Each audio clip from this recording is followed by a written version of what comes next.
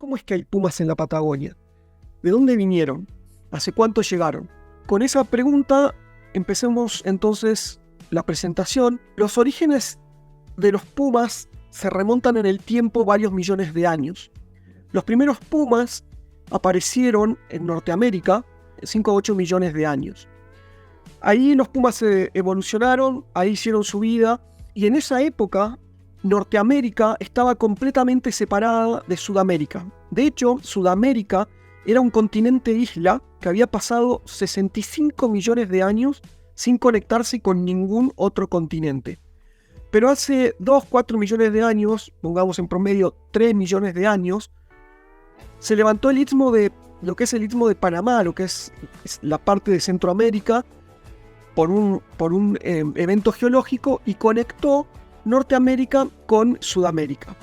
Esa conexión permitió que muchas especies animales que habían evolucionado en Norteamérica comenzaran a dispersarse y colonizar Sudamérica. Y por supuesto también ocurrió que especies que habían evolucionado solo en Sudamérica comenzaron a dispersarse y colonizar Norteamérica. Esto fue hace 3 millones de años aproximadamente. Esto lo que permitió entonces fue que entre esas especies el puma se moviera desde Norteamérica hacia Sudamérica. Y así fue como los pumas comenzaron a colonizar Sudamérica. Pero ahí no termina la historia evolutiva del puma en Sudamérica. Hace unos 10.000 años, aparentemente, lo que ocurrió fue que todos los pumas de Norteamérica se extinguieron. Y hace unos 8.000 años, pumas derivados de un grupo de pumas que vivían en la parte noreste de lo que hoy conocemos como Brasil, se dispersaron de vuelta hacia Norteamérica y recolonizaron Norteamérica. Entonces esa es la historia evolutiva de los pumas, y este es el motivo de por qué tenemos pumas en todas las Américas y por qué tenemos pumas, entre otros lugares, en la estepa patagónica. Esta historia evolutiva es lo que explica hoy entonces la distribución actual, histórica y actual del puma. Históricamente los pumas habitaban desde el centro de Canadá, todo hacia el sur, ocupando todo lo que hoy es Estados Unidos, todo lo que hoy es Centroamérica y todo lo que hoy conocemos como Sudamérica. La distribución histórica en este mapa que ustedes ven está dada por la suma de los colores amarillo y los colores verde. El único error de este mapa está acá en Tierra del Fuego, porque en Tierra del Fuego aparentemente los pumas nunca llegaron. Como sea, con la llegada de los colonizadores europeos, la distribución del puma, como la de casi todas las especies nativas de las Américas, comenzó a declinar o a disminuir, y hoy por hoy en los Estados Unidos solo tenemos puma en lo que es la parte oeste, en Norteamérica solo han quedado pumas en lo que es la parte oeste del continente, luego en buena parte de Centroamérica y en buena parte de Sudamérica. Los pumas en Sudamérica, o particularmente en la Argentina, solo faltan de lugares suburbanos que están alrededor de las grandes ciudades, pero si no, están en casi todos lados. Y de hecho, estas manchas amarillas que ustedes ven acá, estas manchas amarillas en la próxima evaluación de la Unión Internacional para la Naturaleza van a desaparecer, porque ya hay registros de pumas en toda esta zona. El único lugar donde los pumas están extintos es Uruguay, pero bueno, ya hay un par de registros de pumas que aparentemente vienen de Brasil. Entonces, los pumas básicamente colonizaron todas las Américas. Hoy, si la distribución no es la histórica, es por acción del ser humano. Los pumas se distribuyen desde los 0 metros, esto es desde la costa, hasta los 5.800 metros de altura, y es el mamífero de mayor distribución que hay en América. Ahora, ¿por qué un gran felino como el puma ha sido tan exitoso a la hora de colonizar estos continentes? Los investigadores postulan que esto se debe a su flexibilidad dietaria. De hecho, un estudio reciente hecho por el Dr. Karandikar, que evaluó 73 estudios diferentes sobre la dieta del puma, encontró que los pumas como mínimo se alimentan a lo largo de las Américas de 232 especies de presas diferentes. Esto es una barbaridad. Y lo que encontró fue que los pumas pueden alimentarse no solo de un montón de especies diferentes, sino que además se alimentan de especies de muy diferentes tamaños. De hecho, los pumas se alimentan de mamíferos que van desde los 100 gramos hasta más de 130 kilos. Las presas más frecuentes, por supuesto, están entre los 3 kilos y los 130 kilos, pero son capaces de alimentarse de animales más grandes y a veces de aves y por supuesto de animales domésticos. Entonces esta flexibilidad dietaria es lo que en parte explica, o en buena parte explica, esta gran distribución que tienen estos animales. Esta flexibilidad dietaria le da al puma una gran adaptabilidad. Y esa gran adaptabilidad se puede ver en la cantidad de hábitats o ambientes diferentes que el puma ha colonizado. Básicamente el puma ha colonizado todos los ambientes de las Américas, desde bosques a selvas, desiertos, matorrales, pastizales, las costas y, por supuesto, las estepas. Y es en las estepas, particularmente en la estepa patagónica, donde recientemente comenzamos 2 trabajos de investigación que están dirigidos a entender principalmente la ecología del puma y secundariamente tratar de entender un poco más cómo esta ecología del puma está relacionada con el conflicto en el cual se ve envuelto el puma con los productores. Entonces, los 2 estudios que estamos llevando a cabo, uno se desarrolla en la parte noroeste de la provincia de Santa Cruz. Particularmente lo estamos llevando adelante en lo que se llama Parque Patagonia. El Parque Patagonia es un complejo de áreas protegidas, ya sea de origen de jurisdicción nacional, como los parques nacionales, de manejo estatal, como es el Parque Nacional y las reservas nacionales que hay aquí, como de manejo privado, como son las estancias que están ubicadas en esta parte.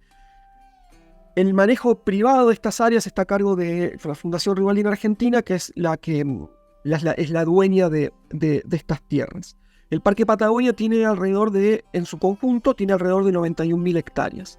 El segundo trabajo que se está implementando es en la parte sureste, sobre la costa, también de la provincia de Santa Cruz, en el Parque Nacional Monte León. El Parque Nacional Monte León, por supuesto, es de jurisdicción nacional y tiene alrededor de 62.000 hectáreas.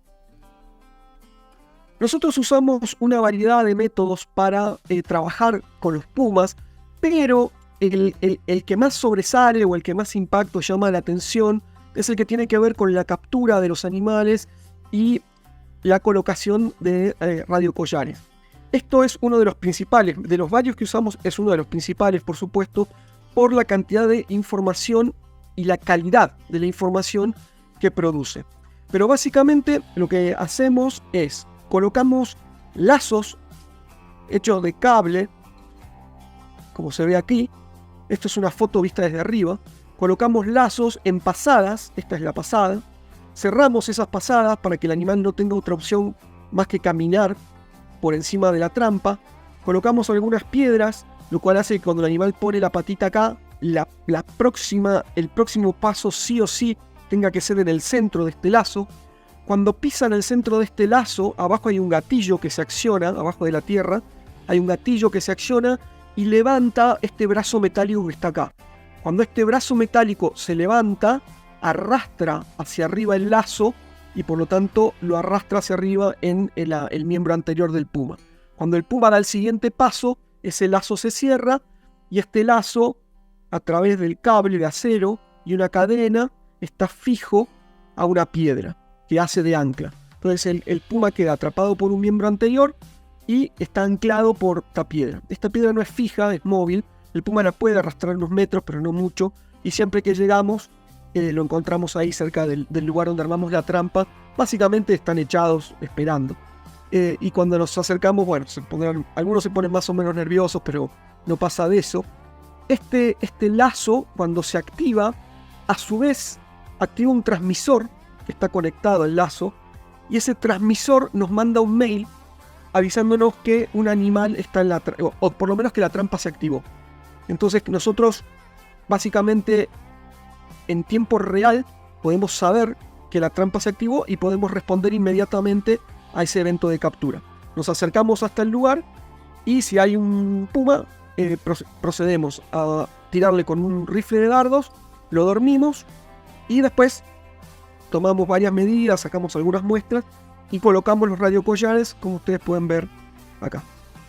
Este fue un caso bastante particular en el que pusimos 2 trampas cerca de un caballo muerto y agarramos 2 pumas, increíble. Así que fue una noche de mucha acción. Bien, ¿cómo funcionan estos collares? Porque esto no es cualquier collarcito que se le pone a un perro y no son collares simples de los collares que algunos pueden conocer, que solo tienen una radio VHF. Estos collares tienen una radio VHF. Esto significa que cada animal tiene una frecuencia particular, la cual nosotros podemos recibir a través de un receptor. Tenemos un receptor de radio y cada frecuencia nos permite captar señal de un puma diferente. Entonces cada puma es como una FM. Eso es una de las cosas que tienen los collares. Pero otra de las cosas que tienen es un GPS. El GPS está ubicado en la parte superior del collar. En la parte inferior acá no se ve, pero va la batería. Y este GPS, en nuestro caso, se activa cada 3 horas, busca la red de satélites que trabaja con los GPS y toma una localización. Entonces podemos colectar hasta 8 puntos por día cada 3 horas, uno cada 3 horas. Cada 24 horas, este collar se conecta con otra red satelital, en este caso Iridium, pero puede ser Argos también. Se conecta cada 24 horas con esta red satelital y le envía toda la información que colectó en las últimas 24 horas. Básicamente 8 puntos de GPS. Esta red satelital toma la información y la envía a un servidor. Y nosotros podemos acceder a ese servidor a través de una cuenta desde nuestras computadoras. Esta es una captura de pantalla de cómo que muestra cómo se ve esa cuenta que nosotros tenemos. Acá, si ustedes miran con detalle, está la lista de distintos collares, ¿sí? Acá seleccioné uno, está tildadito, y le pedí que me dé la información de los últimos 7 días. Y estos son todos los puntos conectados por flechas, ¿sí? Todos los puntos que ese collar colectó en los últimos 7 días y representan el movimiento del animal en los últimos 7 días. Esa información se puede bajar del servidor y de ahí comenzamos a procesarla. Esto es un ejemplo hipotético, pero entre las cosas que podemos hacer es poner todos los puntos en una imagen satelital y después unir los puntos más externos. Uniendo los puntos más externos, lo que obtenemos es un área. Es todo esto que está acá pintado de rojo.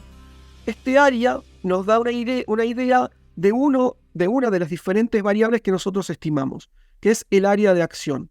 El área de acción de un puma o de un animal en general es básicamente el área que el animal recorre para satisfacer sus necesidades diarias de vida, ¿sí? O sus necesidades de vida en realidad, porque el área de acción se estima en base a muchos puntos de muchos días, de hecho hasta pueden ser estacionales o anuales. Entonces el área de acción es el área que el animal recorre periódicamente para satisfacer sus necesidades de vida. Esa es una de las cosas que podemos evaluar y de esto les voy a proveer algunos datos en algunas diapomas. Otro aspecto que podemos evaluar es el reproductivo. El reproductivo se los voy a mostrar ahora en la próxima diapositiva. Otro aspecto que podemos evaluar es el de mortalidad. ¿Por qué? Porque cuando el animal pasa más de 16 horas sin moverse, el collar lo detecta y envía una alerta, también vía satélite, al servidor. Y también nos manda un mail. Y esa alerta lo que dice es: este animal hace 16 horas que no se mueve, posiblemente esté muerto. Eso nos permite ir al lugar, al lugar desde donde está enviando esta señal de mortalidad encontrar el collar, por lo tanto encontrar el animal y evaluar, si el animal está muerto, evaluar la causa de mortalidad, que eso es importante en estudios de poblaciones de animales. Por último, esta tecnología nos permite evaluar la dieta de los pumas. ¿Cómo se evalúa la dieta de los pumas? Bueno, a veces lo que obtenemos son estos agrupamientos de puntos que se pueden ver aquí, y esos agrupamientos de puntos ocurren básicamente como resultado de 4 eventos diferentes. El primero es que el animal esté muerto. El segundo es que sea un lugar donde el animal paró a descansar, estuvo varias horas y después se siguió viaje. Puede ser que sea una madriguera, ahora les voy a mostrar, volviendo al tema de reproducción, o puede ser que haya cazado algo y, como en general cazan presas grandes, pasan bastante tiempo en ese lugar alimentándose de las presas. Entonces, esos son los 4 piezas de información, de las muchas que hay, que nosotros, a las cuales nosotros prestamos más atención. Con respecto a las áreas de acción que hemos podido estimar, para el Parque Patagonia, las áreas de acción de las hembras son de, en promedio, 36.000 hectáreas. Mientras que en el Parque Nacional Monte León, las áreas promedio de las hembras son de 8.900 hectáreas. En el Parque Patagonia, las áreas de acción de los machos son en promedio de 68.000 hectáreas y en el Parque Nacional Monte León en promedio de 31.000 hectáreas. Las dos cosas que se notan a primera vista aquí son, uno, que los machos tienen áreas de acción muchísimo más grandes que las áreas de acción de las hembras, y lo segundo, que en el Parque Patagonia las áreas de acción tanto de las hembras como de los machos son más grandes que las que vemos en el Parque Nacional Monte León. ¿Por qué las áreas de acción de los machos son más grandes que las de las hembras? La explicación es que para los machos el recurso limitante son las hembras.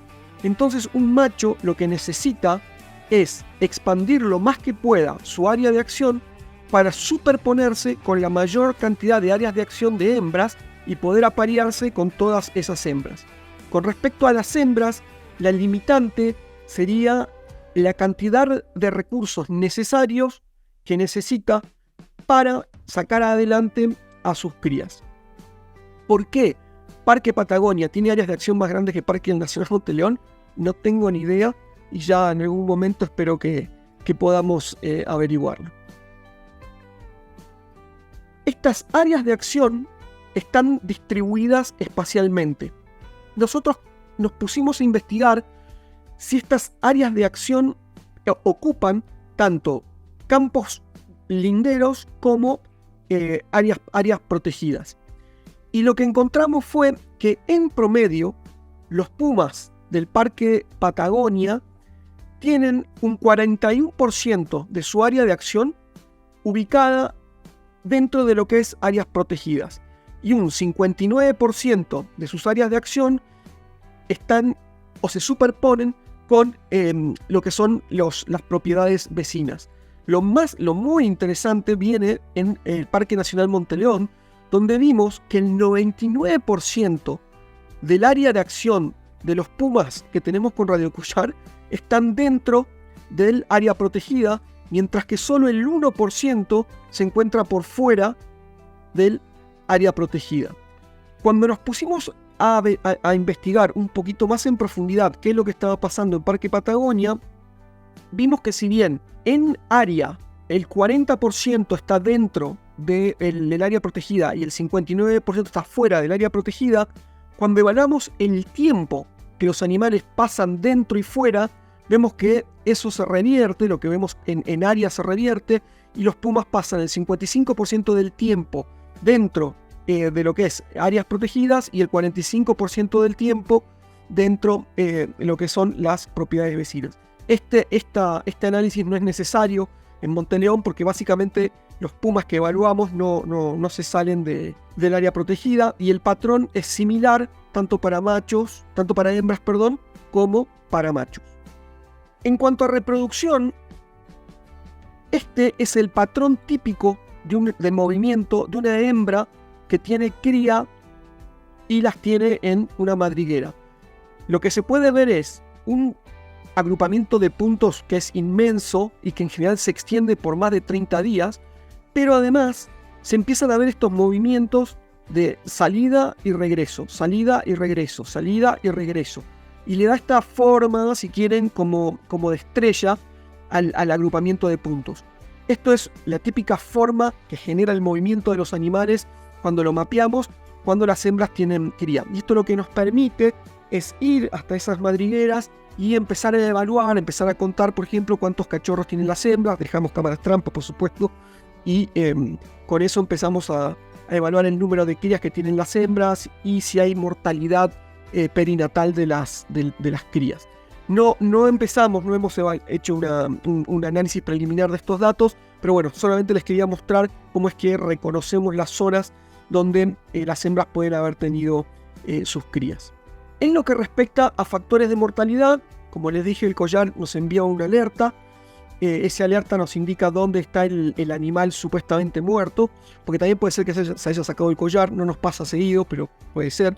También puede ser que se haya caído el collar, que tiene un sistema para que el collar se salga a los 3 años. Pero bueno, cuando recibimos una alerta de que el animal no se está moviendo, vamos a ver qué ocurre. Y estos son los patrones de mortalidad que hemos encontrado hasta el momento. De los 30 y pico de animales a los cuales le colocamos collar en Parque Patagonia, hemos perdido 6, que esto es el 20% aproximadamente.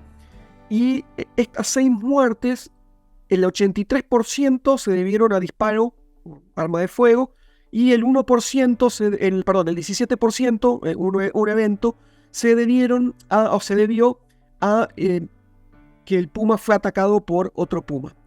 En el Parque Nacional Monteleón, como estos animales casi no salen, el patrón de mortalidad es completamente diferente.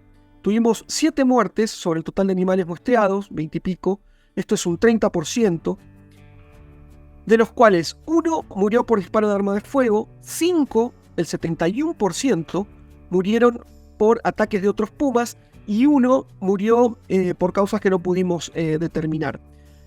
Y esto es de hace 3 meses, y en los últimos 3 meses tuvimos 3 pérdidas más.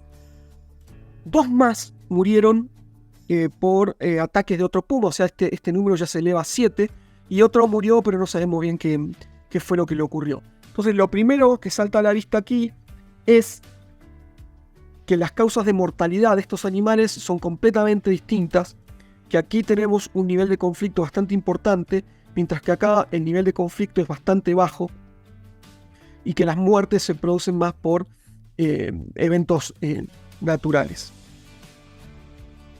Otro de los aspectos que evaluamos, como les comenté, es el de la dieta. La dieta, recuerden, la evaluamos yendo a estos agrupamientos de puntos.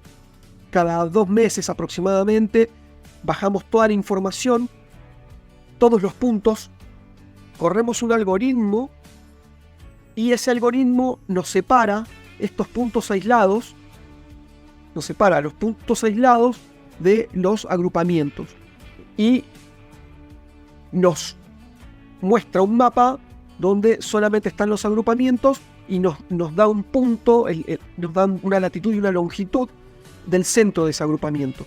Entonces esos datos los cargamos en un GPS y mandamos gente a caminar y a recorrer cada uno de los clústeres para evaluar qué hay en esos agrupamientos de puntos. A veces le decimos clusters también, que es básicamente agrupamiento de punto en inglés. En general, en el 80% de estos agrupamientos de punto no hay nada y en el 20% encontramos presas. Esta es la dieta de los pumas en Parque Patagonia, representada como el porcentaje de diferentes presas sobre el total de presas que encontramos. Esto está basado en el análisis de datos obtenidos de 23 pumas y de 744 presas. Esto más o menos quiere decir que fuimos a unos 2.500 agrupamientos de puntos, así que imagínense el trabajo de campo que eso implica. Pero bueno, básicamente en Parque Patagonia el 67% de las presas que encontramos son ovinos, el 10% aproximadamente son choiques, el 10% aproximadamente son caballos. Estos caballos, acá tenemos que hacer un análisis un poquito más fino para ver cuáles son realmente cacerías y cuál es carroña. o sea, pumas que cazan, pumas que comen caballos que están muertos en el campo. Luego el 1% es liebre, insignificante, y tenemos un 1% de otros. Estos otros son desde zorros, desde zorro gris, zorro colorado, zorrinos, peludos, e incluye ovinos. Ovinos es el 2% del total, 2% del total. Sí vale la pena aclarar que nos cuesta mucho ir a investigar los agrupamientos de puntos que se forman fuera de las áreas protegidas, o sea, en los campos vecinos, porque muchas veces no nos dan permiso para ir. Entonces es probable que ese 2% de ovejas esté un poco subestimado. Independientemente de eso, la presa principal en Parque Patagonia es claramente el guanaco. En el Parque Nacional Monte León se repite el mismo patrón con alguna característica propia del parque. Esto está basado en 11 pumas y 443 presas. Esto es del año pasado. Acabamos de hacer un análisis nuevo que no alcancé a poner en la diapositiva, pero el número de pumas ahora es alrededor de 24. El número de presas es alrededor de 800, pero estas proporciones no han cambiado mucho. O sea que estos datos se mantienen más o menos. El 36% de la dieta del puma en Monte León es guanacos. Y acá aparecen nuestros amigos los pingüinos, que representan el 26% de las presas que encontramos. Después la liebre con el 11%, los choiques de nuevo con el 8,5-9%, y de nuevo esta categoría de otros donde entran también zorro gris, armadillos, y un 2% de nuevo es ovinos. De nuevo hay cierta subestimación del porcentaje de ovejas porque tampoco tenemos no nos dan mucho permiso para ir a investigar qué es lo que pasa en los campos vecinos. Pero de nuevo, lo que sí destaca es que la mayor parte de la dieta la componen especies nativas, pingüinos, choique y guanaco. Una de las variables que los collares y la evaluación de la dieta a través de investigación de grupos de puntos nos permite estimar es una variable que se llama tasa de depredación. Es una variable muy importante para poder evaluar qué impacto pueden tener los depredadores sobre las poblaciones de sus presas. La tasa de depredación básicamente lo que nos informa es cuántos individuos presa mata un depredador promedio por unidad de tiempo. En el Parque Patagonia, un puma promedio mata en promedio unos 2 guanacos por mes. En Monte León, como tenemos pumas que no comen pingüinos y tenemos pumas que comen pingüinos, estimamos esa tasa de depredación para estos dos tipos de puma con estos dos comportamientos diferentes. Los pumas que no se alimentan de pingüinos matan 2,8 guanacos por mes, mientras que los pumas que sí se alimentan de pingüinos durante la temporada que los pingüinos están presentes, matan 1,4 guanacos por mes. Como pudimos estimar la densidad de pumas en el Parque Nacional Monte León, y esa densidad nos permite estimar un tamaño poblacional que es de alrededor de 80 pumas adultos para el Parque Nacional, podemos calcular la cantidad de guanacos que esa población remueve por año. Y eso es alrededor de 1950, si quieren 2000 guanacos por año. En Parque Patagonia no podemos hacer ese cálculo porque desconocemos cuál es la densidad de guanacos de pumas en ese área protegida.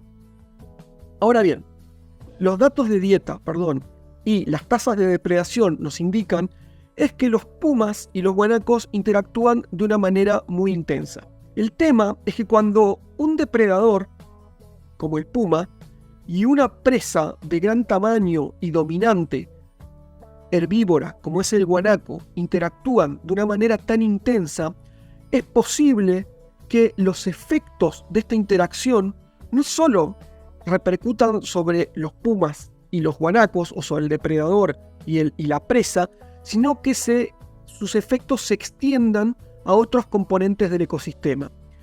Y esto está respaldado por teoría ecológica, pero también por información empírica, esto es, información colectada en el campo, que hemos estado recabando durante un estudio que comenzamos hace 20 años en la provincia de San Juan.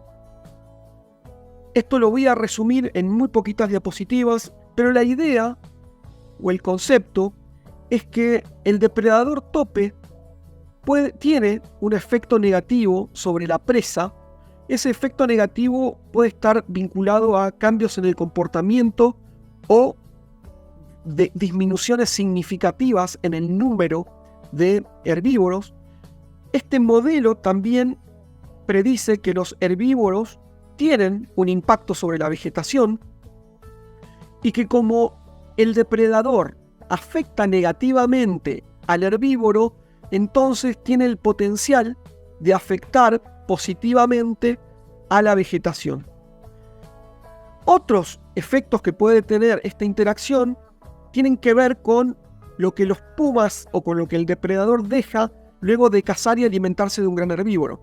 En general lo que ocurre es que quedan restos y esos restos pueden ser utilizados por aves carroñeras como, por ejemplo, el cóndor andino u otras aves carroñeras. Otro de los aspectos que predice este modelo es que esta interacción entre el depredador y la presa puede, de alguna forma, afectar la distribución de nutrientes en el paisaje donde estos animales interactúan.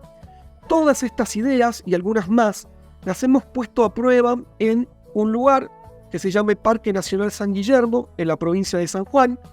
El Parque Nacional San Guillermo está ubicado en el noroeste de San Juan.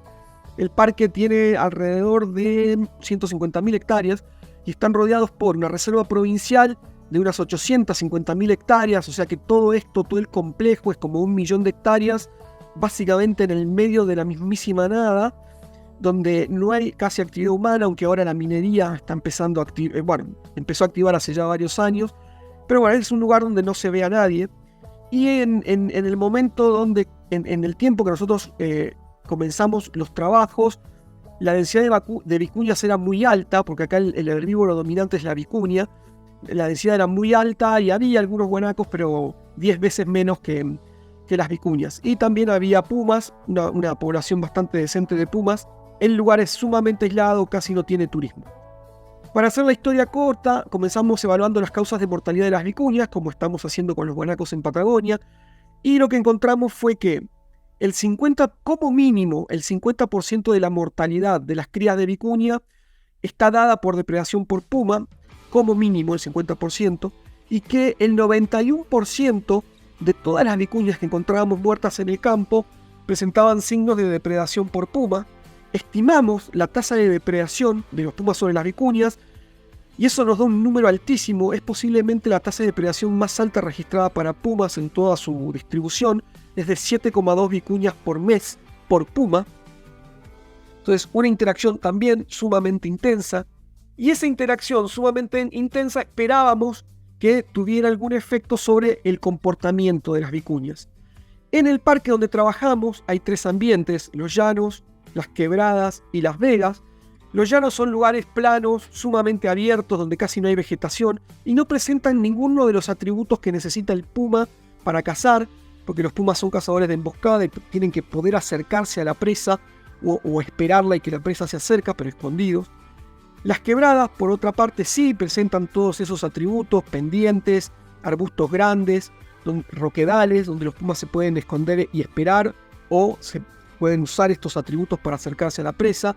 Y las vegas, que son como nuestros mallines en Patagonia, donde los pastizales altos le proveen cubierta al puma para poder acercarse a la vicuña o esperar que las vicuñas se acerquen. Pero bueno, esperábamos que en estos lugares abiertos las vicuñas no percibieran mucho peligro de ser atacadas y ahí vigilaran menos y estuvieran más tiempo comiendo, que fue lo que encontramos. 85% del tiempo estuvieron comiendo, 5% del tiempo vigilando. Pero cuando las vicuñas entraban a las quebradas y a las vegas, cambiaban radicalmente su comportamiento disminuían el tiempo que pasaban pastoreando, 65% del tiempo contra 85 o 60 contra 85, y aumentaban entre 5 y 6 veces el tiempo que pasaban vigilando. Es el primer efecto que encontramos, y básicamente esto lo que nos indica es que las vicuñas pueden percibir los lugares que son más peligrosos. Pero este no es la única respuesta comportamental que encontramos. Encontramos otra respuesta comportamental, y esa la pudimos evaluar a través del uso de collares con GPS en vicuñas. Básicamente lo que encontramos acá, este es un mapa del área de estudio en el parque, y lo que está en verde son esos mallines peligrosos. Lo que está en gris oscuro son esas quebradas también peligrosas o que las vicuñas perciben como peligrosas. Y lo que está en gris clarito son los llanos, el lugar donde las vicuñas vigilaban menos y pasaban más tiempo alimentándose. Lo que observamos, lo que pudimos evaluar con los GPS, con los collares con GPS que colocamos en 24 vicuñas, fue que durante el día las vicuñas usaban las vegas y las quebradas. Fíjense que colores más intensos hacia el rojo implican un mayor uso. Durante el día las vicuñas usan mucho los mallines y usan bastante las quebradas y poco los llanos que rodean esas áreas. Pero durante la noche básicamente abandonan las quebradas y los mallines y se mueven hacia los llanos. Y esto se debe principalmente a que las vicuñas, probablemente como también los guanacos, usen la vista para detectar a los depredadores. Entonces pueden adaptar el nivel de vigilancia durante el día e ir a estos lugares peligrosos porque es donde está el mejor alimento, y pasar más tiempo vigilando y menos tiempo comiendo. Pueden hacer eso durante el día, pero ya durante la noche el riesgo es demasiado alto como para quedarse, porque la misma oscuridad les impide usar la visión para detectar a los depredadores y se retiran. Como sea, tienen estos dos comportamientos que liberan de la presión de pastoreo a estas zonas, al menos durante parte del día. Entonces nos pusimos a evaluar los efectos que estas dos respuestas de las vicuñas a la presión de depredación por puma tienen sobre la vegetación. Y para esto lo que hicimos fue construir unos corrales en las zonas de llano, las zonas de quebrada y en las zonas de vega. ¿Cuál es la idea de estos corrales? Estos corrales nosotros los llamamos clausuras. Tienen 20 por 20 metros. Y la idea es que una clausura en el llano no tiene que tener un gran efecto sobre la vegetación. ¿Por qué? Porque en el llano es la clausura y no los pumas lo que protege o beneficia a la vegetación. En las quebradas, una clausura no debería tener mucho efecto sobre la vegetación, porque en las quebradas es el puma lo que protege a la vegetación y no el corral. Básicamente el corral no tiene que tener efecto. Y lo mismo en las vegas. Les voy a mostrar entonces cuál fue el resultado de ese experimento. Esta es una clausura en los llanos y como pueden ver, básicamente se alinea con nuestra predicción. En los llanos, un lugar donde las vicuñas se sienten a salvo y pasan muchísimo tiempo pastoreando y muy poco tiempo vigilando, una clausura protege a la vegetación y la vegetación se puede desarrollar cuando uno la libera del pastoreo por la vicuña. Esto es una clausura después de un año, si mal no recuerdo.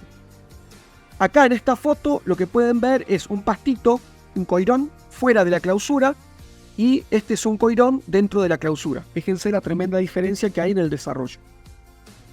Ahora, esto es en los llanos, y si quieren números, la cobertura aumentó un 200% un 120%, perdón, dentro de la clausura. La altura de las plantas aumentó un 160%, la biomasa, esto es la cantidad de materia vegetal, aumentó casi un 560%, y las plantas con espigas, aumentaron, terriblemente, 28 veces más había dentro de las 28 veces más plantas con espigas dentro de las clausuras que fuera de las clausuras. Ahora bien, en las quebradas ocurrió esto. Si yo no les pongo el cartelito de adentro y afuera, es muy difícil ver qué parte del pastizal está dentro de la clausura y cuál está fuera de la clausura. Básicamente esto también se alinea con la predicción de que acá un corral no tiene ningún efecto y posiblemente sean los pumas los que estén protegiendo la vegetación. Lo mismo en los mallines. Los mallines, sin embargo, tienen una historia más complicada. Se la voy a resumir en pocas palabras. Acá no son los pumas. Acá hay otra historia que tiene que ver con la disponibilidad de agua y nutrientes que tienen las plantas. También encontramos no solo efectos sobre el comportamiento de las vicuñas y efectos subsecuentes sobre la vegetación, también encontramos efectos sobre la distribución de los nutrientes en el paisaje. ¿Qué pasa? Las vicuñas comen en las vegas y en las quebradas durante el día y después se llevan el pasto a los llanos. Y hacen lo mismo, comen en los llanos y se llevan el pasto en la panza a las vegas. Y por supuesto defecan tanto en las vegas como en los llanos. Pero lo que es muy muy interesante es que rastreando el origen de la vegetación en las caquitas de vicuña con una técnica que se llama isótopos estables, pudimos determinar que el 7% de los nutrientes que aparecen en el llano y que traen las vicuñas a través de las heces, el 7% provienen de las vegas. No parece mucho, pero si pensamos que las vegas representan solamente 2,5% del paisaje, ya podemos ver que sí, es un montón en relación a la importancia en cuanto a superficie de las vegas en el lugar. Pero lo más interesante es que la única forma que tienen estos nutrientes de llegar acá, la única forma es que alguien los transporte. ¿Por qué? Porque los llanos están siempre a mayor altura que las vegas.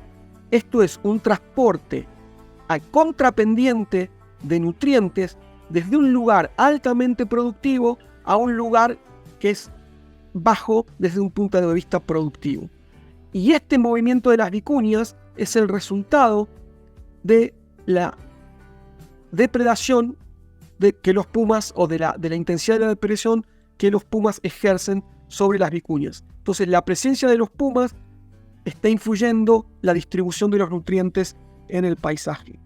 También los pumas están involucrados en la provisión de carroña para otras aves, para aves carroñeras. Sabemos que la mayor parte de las vicuñas que aparecen muertas en el campo presentan signos de depredación por puma, y de esas el 85% son animales, son utilizados por los cóndores. Entonces la mayor parte de las vicuñas que aparecen muertas porque las mataron los pumas, y la mayor parte de esos animales muertos por pumas son utilizados por los cóndores. Realizamos otros estudios que tienen que ver con el estudio de la dieta, pero bueno, encontramos que analizando las segagrópilas, los vomititos de los cóndores, el 88% de las presas que aparecían eran vicuña, camélidos en general, pero básicamente vicuña porque es lo que domina ya. Los análisis isotópicos, otra forma completamente independiente de evaluar la dieta de los cóndores, también muestran que los camélidos representan la mayor parte de la dieta de los cóndores. Y después hicimos otro estudio más chiquitito, también con egagrópilas con carancho andino, y el 65% de las presas eran vicuña. Entonces, estas dos especies como mínimo dependen de una manera muy importante de las vicuñas que están proveyendo los pumas. Ahora, ¿y Patagonia qué? En Patagonia estamos evaluando un modelo que es un poquitito más complejo. No solo estamos viendo cómo los pumas influyen sobre los guanacos y cómo eso afecta a la vegetación y la disponibilidad de carroña, sino también que estamos evaluando cómo los pumas pueden afectar a carnívoros más chiquitos como los zorros, y cómo eso a su vez impacta sobre la supervivencia de nidos de pájaros que nidifican cerca del suelo, porque los zorros suelen depredar sobre estos nidos. Hoy por hoy, la información que tenemos está limitada a esta parte. Ya tenemos datos que muestran claramente que la interacción entre pumas y guanacos es sumamente intensa. Estamos empezando a evaluar todas las otras flechas que ustedes ven en este modelo conceptual. Para eso desarrollamos tanto en Parque Patagonia como en Monteleón un nuevo proyecto, de hecho complejizamos el proyecto que veníamos haciendo, que veníamos implementando, y construimos clausuras como construimos en Monteleón, grandes clausuras de 20 por 20 metros, como hemos construido en San Guillermo, y las construimos en Parque Patagonia y Monteleón.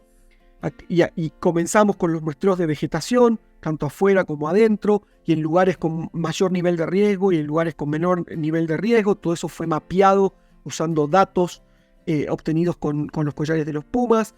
Seguimos capturando y poniendo collares en pumas. Empezamos a capturar y poner collares en zorros. Esto nos permite monitorearlos y ver de qué se mueren. Entonces, si los pumas tienen un efecto sobre los depredadores, como el zorro, queremos ver si es porque los matan. Entonces, esto nos va a dar esa información. Y por último, comenzamos a evaluar esta idea nueva de que la presencia de grandes depredadores puede afectar de manera positiva la cantidad de carbono que se almacena en el suelo. ¿Cómo es esto? Al haber depredadores, el impacto de los herbívoros sobre la vegetación es menor, la vegetación se desarrolla más, por lo tanto la fotosíntesis que desarrolla esta vegetación se incrementa y se comienza a almacenar más carbono atmosférico tanto en las plantas como en el suelo. Así que comenzamos a evaluar esa idea, es una hipótesis, y la comenzamos a evaluar también. O sea que esto es un proyecto muy ambicioso que empezó hace un año, y va a continuar por los próximos 3 años. Otros aspectos que tenemos en cuenta o con los cuales intentamos trabajar tienen que ver con la resolución del conflicto. Para esto hemos comprado perros protectores y se los hemos donado a uno de los productores. No tenemos datos de cómo funcionan estos perros protectores en este lugar, datos duros, pero el productor que los recibió, por lo menos públicamente, ha dicho que los perros funcionan, que no son la solución definitiva, pero que sí funcionan. No trabajamos con disuasivos porque los disuasivos se trabajan en zonas productivas donde las majadas son más chicas y se puede hacer un manejo diario de encierre. Pero bueno, es una forma más de trabajar el conflicto en otras partes de la Patagonia, entre ellas acá en Neuquén, por ejemplo.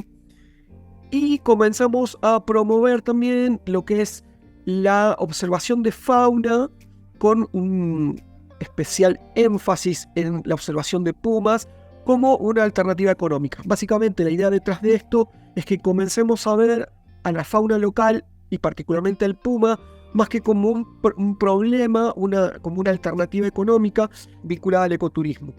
Ya tenemos desde hace un par de años trabajando un guía local de Perito Moreno que lleva a la gente a ver fauna, pero que tiene su cereza en la torta en la observación de los pumas. En el último año guió 64 tours para ver pumas, por ejemplo, en los cuales fue exitoso en 40 de esas salidas. Esto es porque los pumas en Parque Patagonia se están empezando a dejar ver, sobre todo porque terminó todo lo que es la persecución de los animales, al menos en ese área. Esta idea de usar los depredadores como una alternativa económica no es nueva, no es algo que inventamos nosotros, por supuesto que esto se hace en África, pero ya más cercanamente esto se está haciendo en Chile, en Torres del Paine con pumas, tanto en el Parque Nacional como en las estancias vecinas, donde se permite la presencia de pumas y se tolera la pérdida de algunas ovejas, porque se ofrecen guiadas para ver pumas en los campos y eso deja bastante dinero. No hay un análisis económico todavía en Chile de eso, yo creo que pronto lo va a haber, pero en Brasil también existe esta actividad, no con pumas, pero con jaguaretés, y sí hay un análisis económico muy, muy interesante y muy impactante. Esto se publicó en el 2017 en la revista Global Ecology and Conservation, y lo que muestra es que en el Pantanal brasilero los ingresos solo por hotelería relacionada al avistaje de jaguaretés, alcanzan los 6.800.000 dólares por año. Mientras que las pérdidas estimadas en función de la depredación de jaguaretés sobre el ganado vacuno, que es lo que hay allí, se estiman en unos 121.000 dólares por año. La diferencia es abismal. No quiere decir que esto vaya a ocurrir en Patagonia, por supuesto, pero es muy impresionante. Y también estimaron los ingresos que genera la observación de jaguareté por hectárea, y genera un ingreso de $84 por hectárea, mientras que el ganado genera un ingreso de $24 por hectárea. Este es un análisis muy interesante para tener en cuenta, y con eso simplemente quiero mencionar que todo este trabajo en Patagonia se realiza gracias al esfuerzo de un montón de gente. Este es el equipo de Parque Patagonia. De Monte León no tengo foto, pero esto es parte del equipo de Patagonia. Entonces esto es el esfuerzo enorme de un grupo muy grande de gente que está convencida de que podemos a futuro vivir o coexistir con la fauna nativa. Y les agradezco a todos muchísimo su paciencia y su atención hoy.